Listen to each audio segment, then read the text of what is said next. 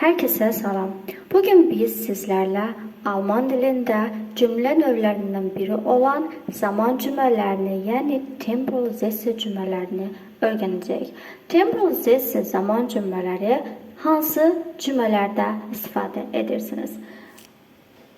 Hadiselerin zaman ardıcıllığını ifade etmek için istifade edilir. Hansı bağlacılardan istifade edirsiniz? Wenn, als, während, nach dem und bevor. Və yadınızda saxlayın ki, zaman cümlələrində, temporizasiyada bağlayıcılardan istifadə etdiyiniz üçün xəbər gedir cümlənin sonunda. Və bağlacılar hansılardır?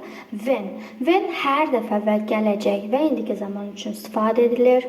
Als keçmişdə bir dəfə olan hadisə üçün istifadə edilir. Während zamanı göstərir və nəticəsiz davam edən prosesdə istifadə edilir. Before əvvəl,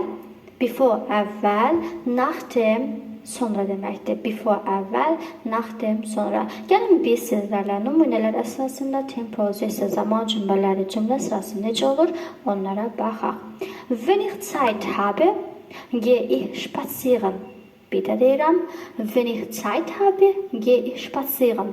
Baxın, fikir verdiyiniz kimi, when-lə qurulan cümlədə birinci gələn cümlənin xəbəri sona və vergüldən sonra gələn ikinci gələn cümlənin xəbəri isə birinci yerə gəldi. Fikir verirsə, bu sarı yox edirəm. Wenn ich habe Zeit, daha doğrusu wenn ich Zeit habe, gehe ich spazieren. Daha sonra, als. Və bu cümlənin də daha doğrusu tərcüməsini deyək, vaxtım olanda gəzintiyə çıxıram. Wenn ich Zeit habe, gehe ich spazieren.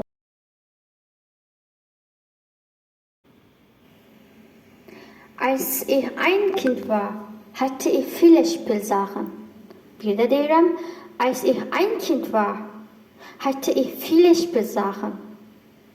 Uşaq olanda çox oyuncağım var idi. Və yenə görürsünüz ki, xəbər sonunda gəlibdir. İkinci cümlənin gələn xəbəri isə birinci yerdə gəlibdir. Bevor ich ins Bett gehe, növbəti cümləmiz, putze ich die Zähne.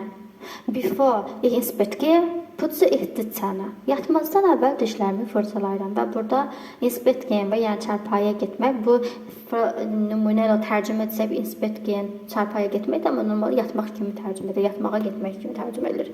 Before ich ins Bett gehe, xəbər birinci gələn cümlənin xəbəri sonra, ikinci gələn cümlənin isə putze ich die Zähne əvvələ gəlir. Burada gördüyünüz nümunələr əsasında biz sizlərə temporizasiya zaman cümlələri bağlayıcılar vasitəsilə necə düzəlir, cümlə sırası ardıcıllığı necə olur, onları birlikdə öyrəndik. Ümidvaram ki, bu video əsasında sizlər zaman cümlələrini necə düzəltmək lazım